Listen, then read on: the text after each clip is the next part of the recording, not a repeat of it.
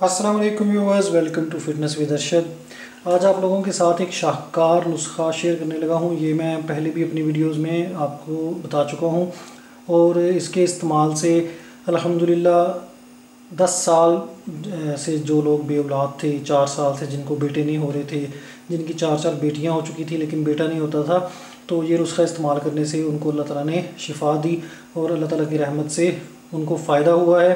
ये मुझे लोगों ने बताया था, मैं अपनी तरफ से बात नहीं कर रहा हूँ। ये नुस्खा बिल्कुल सस्ता है, सिर्फ सालम मिस्री जो इसमें डालेंगे थोड़ी सी महंगी है, वो भी हमने इतनी ज़्यादा मकदार में यूज़ नहीं करनी है कि हमें महंगी लगे।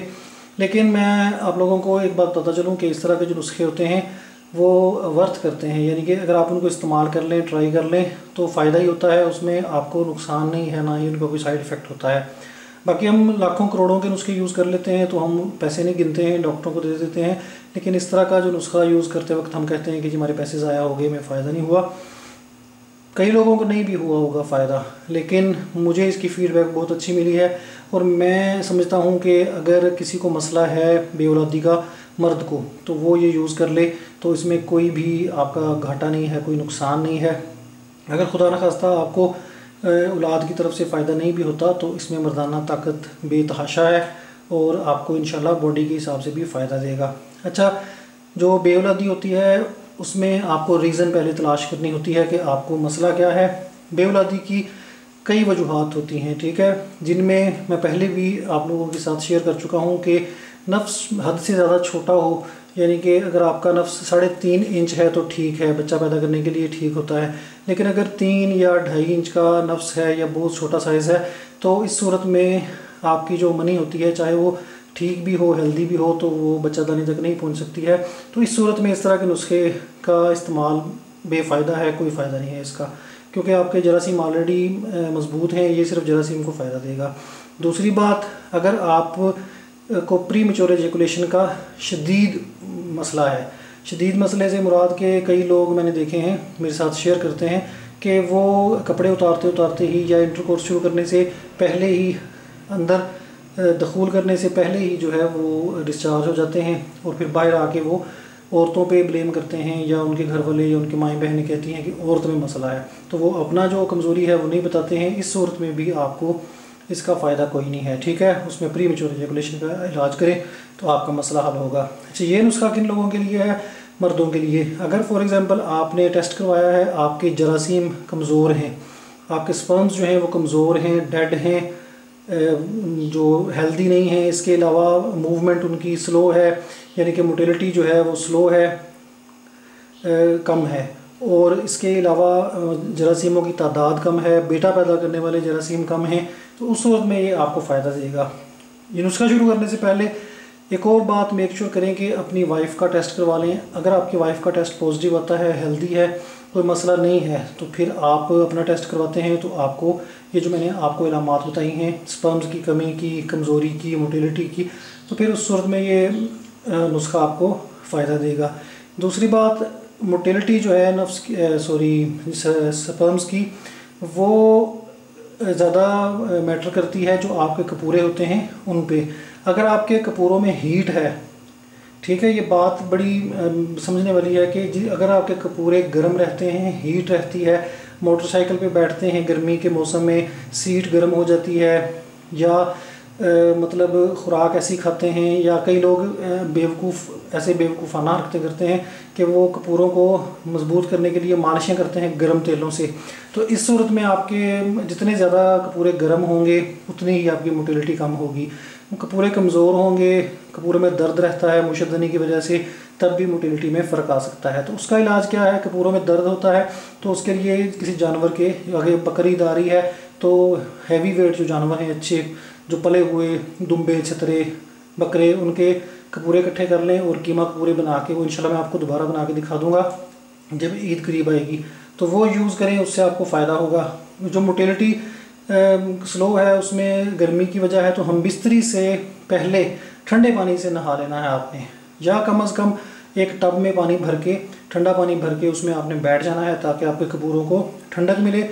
हम बिस्तरी से पहले, अगर आपको बेऔलादी का मसला है इस वजह से, तो आपको फ़ायदा होगा। अब नुस्खे की तरफ आते हैं। मेरे बोलने का मकसद ये होता है, भाई कंप्लेन करते हैं कि आप बोलते ज़्यादा हैं, कि मैं आपको चाहता हूँ कि फ़ायदा ज़्यादा हो। सिर्फ नुस्खा बता दूँगा, सारे अंधाधुंध करते रहेंगे, उनका फ़ायदा नहीं होगा। तो तरीक़ाकार जो मैं आपको बता रहा हूँ उस हिसाब से चलें। मज़ीद नुस्खा शुरू करते हैं, दरमियान में मैं बातें करता रहूँगा। अच्छा, इसके लिए जो अज्जा आपको चाहिए वो नोट कर लें। ये एक टाइम का नुस्खा है। आपने सुबह के टाइम निहार मुँह नाश्ते से आधा घंटा पहले ये इस्तेमाल करना है बना के डेली। और ये एक टाइम का मैं आपको बता रहा हूँ। 10 ग्राम छोटी इलायची, सब्ज़ इलायची के बीज चाहिए। इसके बीज आपने निकाल के 10 ग्राम इनका वज़न पूरा करना है।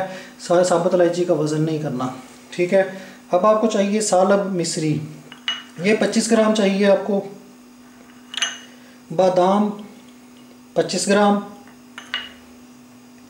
चीनी 25 ग्राम और देसी घी जो है ये 25 ग्राम चाहिए। एक बात मैं इसमें आपको थोड़ी गलत बता गया हूँ, सालब मिस्री 10 ग्राम है। 10 ग्राम सालब मिस्री, 10 ग्राम इलायची के बीजों का वज़न, साबुत इलायची नहीं, बीजों का वज़न, 25 ग्राम बादाम, 25 ग्राम देसी घी और 25 ग्राम चीनी। चीनी अपनी मर्ज़ी से आप थोड़ी कम ज़्यादा कर सकते हैं। और थोड़ा सा पानी चाहिए। ये इसके दरमियान, हलवा बनाने के दरमियान यूज़ करेंगे। तो सबसे पहले काम क्या करना है आपने कि इलायची के दाने निकाल के इनको बारीक कर लेना है। पाउडर करने की ज़रूरत नहीं है, नॉर्मल सा बारीक कर लें, छानना भी नहीं है। इनको एज इट इज़ डाल देना है जितने बारीक हो जाएं। 10 ग्राम सालब मिस्री को भी आपने बारीक कर लेना है। बादाम 25 ग्राम को भी बारीक कर लेना है। और चीनी और देसी घी इसी तरह इस्तेमाल करेंगे। तो मैं बारीक कर लूँ एक दफ़ा, फिर आपको नेक्स्ट स्टेप बताता हूँ कि आगे पकवाई कैसे करनी है। अब क्या करना है कि एक कढ़ाई को चूल्हे पे चढ़ा दें और आंच नीचे से बिल्कुल लो टू मीडियम पे रखें। हाई आंच पे आपने नहीं पकाना है। जो 3 मैंने आपको चीज़ें बताई थी, इलायची के बीज, सालब मिस्री और बादाम, इनको मैंने अलग अलग पीस लिया है। अब मैंने क्या करना है कि देसी घी को कढ़ाई में डाल दूँगा।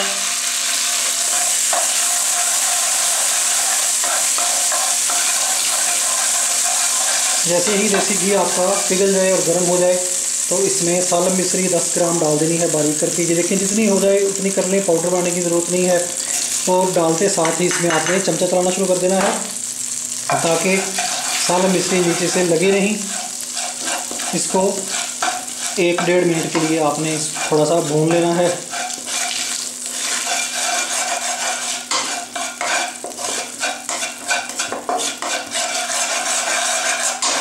ये तमाम चीज़ें आपने कूंडी डंडे पे पीसनी है, ग्राइंडर यूज़ नहीं करना। ग्राइंडर जो है वो चीज़ों की फ़ादियत को कम कर देता है। तो आप क्या करें कि डेली इनको पीस लें। अगर आप डेली नहीं पीसना चाहते तो एक ही दफ़ा अलग अलग इन चीज़ों को पीस के ज़्यादा मकदार में एयरटाइट जार में रख लें और डेली आप थोड़ा थोड़ा पका के यूज़ करते रहें। अब इसमें थोड़ा सा पानी डाल देंगे।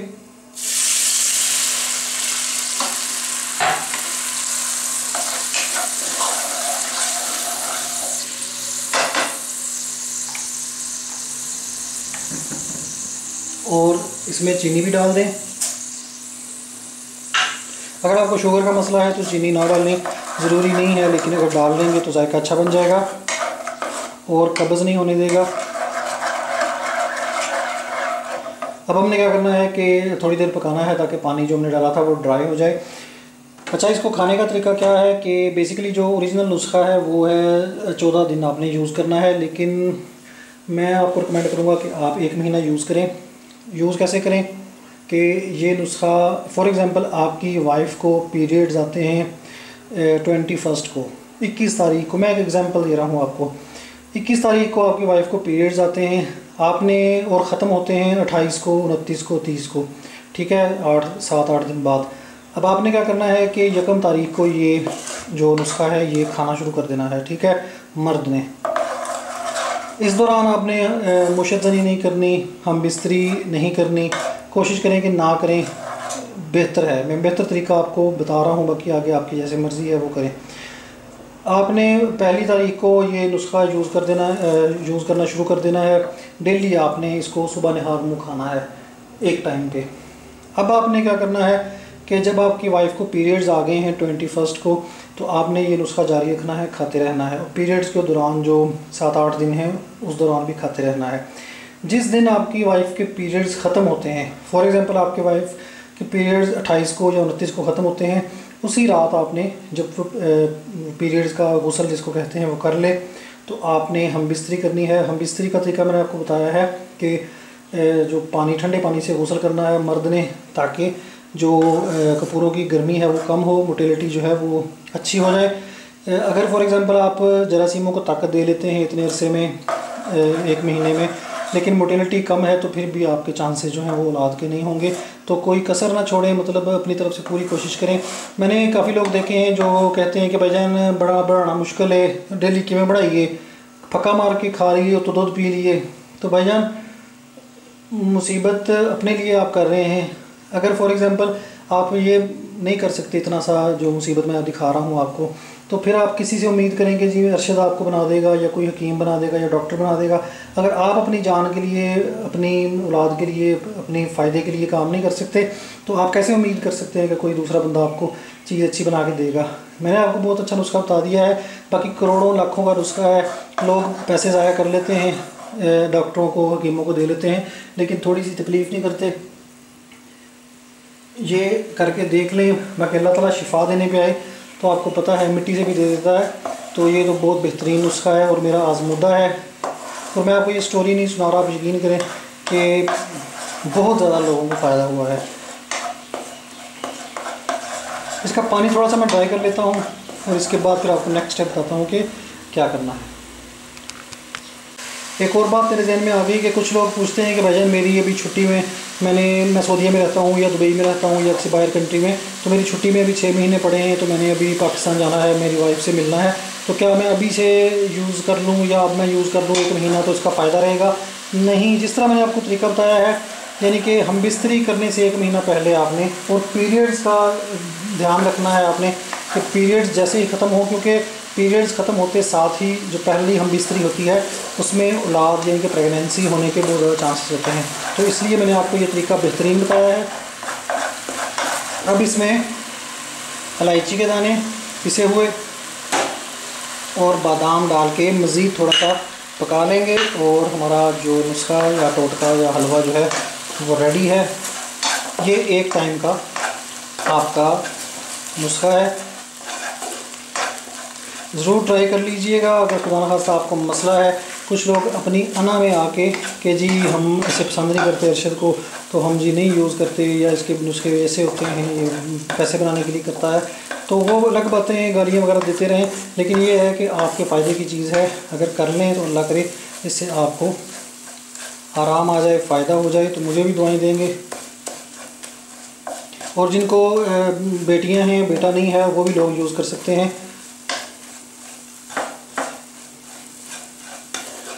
ले जी, आपका जो हलवा है वो तैयार है, तुरंत इसे बंद कर देंगे। और ये आपने इतना सा ये खा लेना है, जायका में इसका भी बहुत अच्छा होता है। मैंने एक दफ़ा ये ट्राई किया था पहले, जो आपको बना के दिखाया था, तो वो मैंने खाया था, बहुत मज़े का बना था। तो ये आपका हलवा जो है वो तैयार है। बहुत अच्छा नुस्खा मैंने आपको दे दिया है, अल्लाह करे इससे आपको फ़ायदा हो। मेरा इंस्टाग्राम, फेसबुक पेज लाइक कीजिएगा, नीचे डिस्क्रिप्शन बॉक्स में दिया है, और जो तरीका मैंने आपको बताया है उसी हिसाब से इस्तेमाल कीजिएगा, तो इंशाल्लाह आपको फ़ायदा होने के ज़्यादा चांसेस हैं। तो चैनल को सब्सक्राइब करें, लाइक करें, शेयर करें। अगली किसी वीडियो में फिर आपकी खिदमत में हाज़िर होऊंगा। अल्लाह हाफ़िज़।